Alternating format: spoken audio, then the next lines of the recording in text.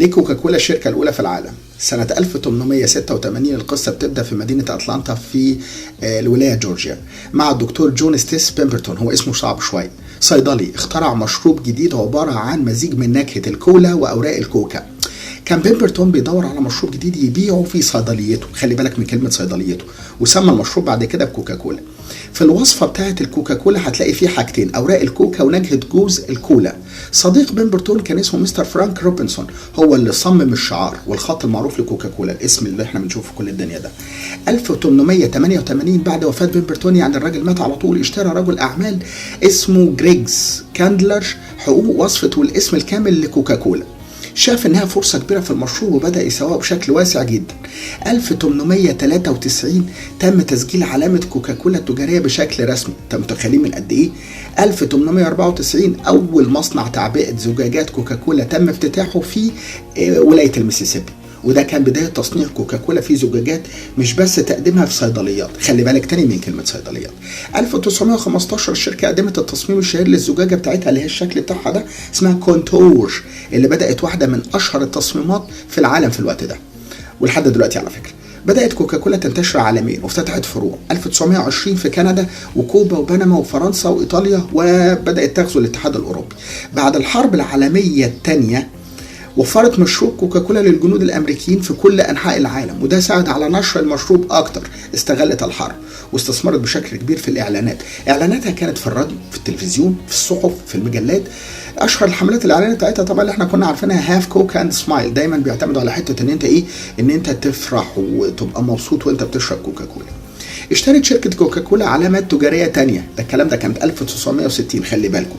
بدأت تنوع في مشروباتها، اشترت سبرايت، اشترت فانتا، واشترت حاجات كتير منها الشاي ودرجات الشاي.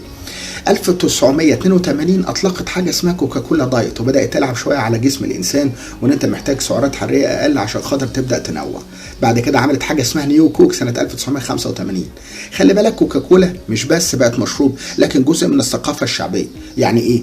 يعني خلت نفسها جزء من ثقافتنا كلنا، ان انت وانت بتاكل يكون موجود معاك حاجه تشربها، ودايما بتكون في الغالب كوكاكولا. طب ليه كوكاكولا كانت بتتباع في الصيدليات اساسا في اواخر القرن ال19؟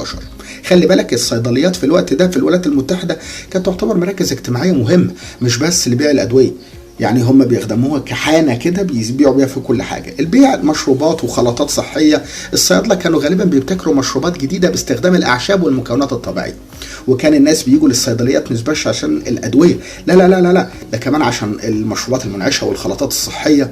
كانوا بيحطوا تركيبات وبيعملوا حاجات شغل كده، وكان كمان تجمعات للناس لما بيخرجوا بالليل.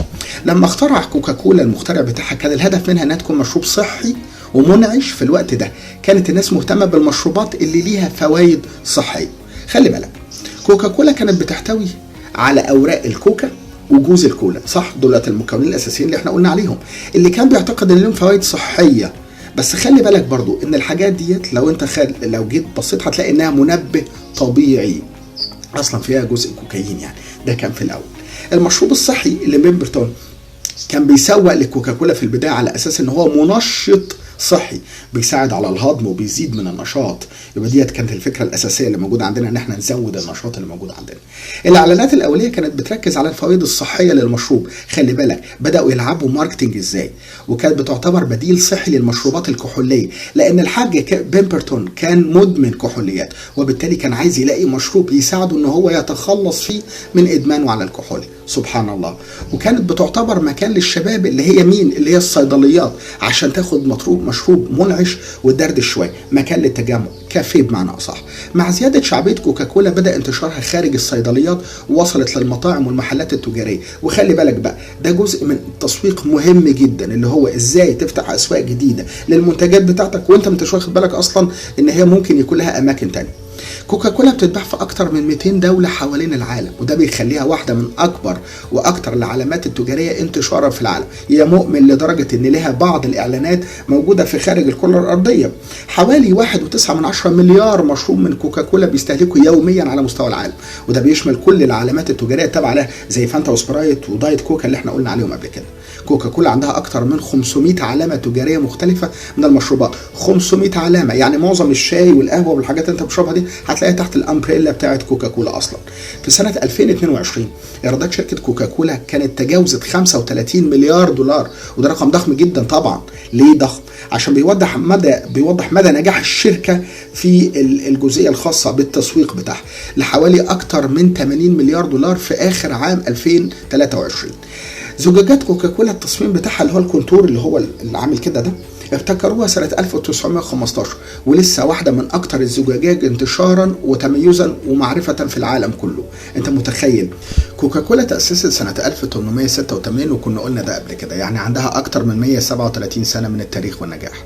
حصلت فيها على جوائز واعترافات بما في ذلك كونها واحدة من أفضل العلامات التجارية اللي موجودة في العالم كله وفي التصنيفات العالمية. 2022 كوكاكولا انتجت حوالي 1.7 مليار لتر من المشروبات الغازية.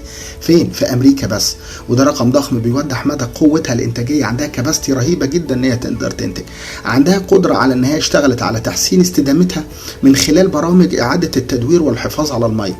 بتهدف منها طبعا ان هي بتعمل اعادة تدوير 100%، يعني بتحافظ على البيئة بقى والشغل الكلام ده. طبعا عبوتها بحلول 2030 هتكون جزء من عملية الاحلال الكامل، يعني بيطوروا نفسهم. خلي بالك ساهمت شركة كوكاكولا في حاجات كتيرة جدا، منها سنة 1985 كانت أول مشروب غازي بيتشرب في الفضاء لما رواد الفضاء الخاصين بالمكوكي تشالنجر شربوها في الفضاء. عشان كده هتلاقي ان هي عملية التطوير بتاعتها دايما حتى خارج الكرة الأرضية، تحس ان الناس كده بتجيب أفكار من بره. أقوى العلامات التجارية اللي موجودة في العالم وأكثرها انتشارا، خلي بالك الشعار الأحمر مع الأبيض والزجاجة بتاعتهم اللي هي الشكل بتاعها ده والإعلانات الإبداعية ساعدت كتير في بناء هوية قوية محدش يقدر ينساها ابدا. تخيل انت تقدر النهارده تشوف كوكاكولا الازازه بتاعتها تعرفها من اي مكان وانت في اي مكان في الدنيا في اي ثلاجه موجوده في الحياه. كوكاكولا استثمرت كتير في الاعلانات والتسويق، ده مش من دلوقتي، ده من زمان جدا. اعلاناتها كانت دايما مبتكره ومعبره، عندهم ماركتنج تيم ملوش حل، وكان دايما بتخلق ارتباط عاطفي مع الناس. وخلي بالك دي حته مهمه جدا جدا جدا. يعني مثلا كان يقول لك هاف كوك اند فان، شير كوك، سمايل اند فيلينج. انت عارف اللي هي بدات تلعب على ايه؟ على الجزء الخاص بالعاطفيات لدى الناس، بناء المجتمعات، الاسره، التجمع، الحاجات اللي احنا دايما بنشوفها في رمضان. تبص تلاقيها على السفره كده هم حاطينها وتحت شعار افرح ابتسم العيله وهكذا. يعني خلي بالك بقى ان شركه كوكاكولا دايما بتضمن نفس الطعم في اي مكان موجود في العالم. خلقت براندنج رهيب جدا تقدر ان انت تفرقها عن اي مشروب غازي تاني موجود في الدنيا. وخلي بالك برضو طورت شبكه توزيع قويه جدا بتضمن وصول منتجاتها لاي مكان في العالم. عندهم السبلاي تشين، اللوجيستكس اللي احنا كنا اتكلمنا عندهم قبل كده في حته تانية مش موجوده في الكره الارضيه زيها او ما ينافسها. ما اكتفتش بمنتج واحد الشركه، خلي بالك عملت توسع في نطاق كبير جدا في المشروبات بتاعتها. زي ما قلت لك قبل كده عندها شاي وعندها مشروبات، عندها اكتر من 50 براند تحت الامبريلا بتاعتها. كوكاكولا دايما بتدور على طرق جديده للتوسع والابتكار. الشركه بتركز على تطوير منتجات جديده، مش بس ان هي بتدور على ان انا نكون موجود نمبر 1 في العالم، لا ده انا كمان بندور على ان انا اكتشف كل ما هو جديد. لعبت على الدايت قبل كده، ولعبت على ان انت تفرح والاجتماعيات، وبتلعب دايما على انتشارها ان كل مكان حضرتك هتروحه هتبدأ ان انت تشوفني فيه. ده كان جزء من سر نجاح شركة كوكاكولا.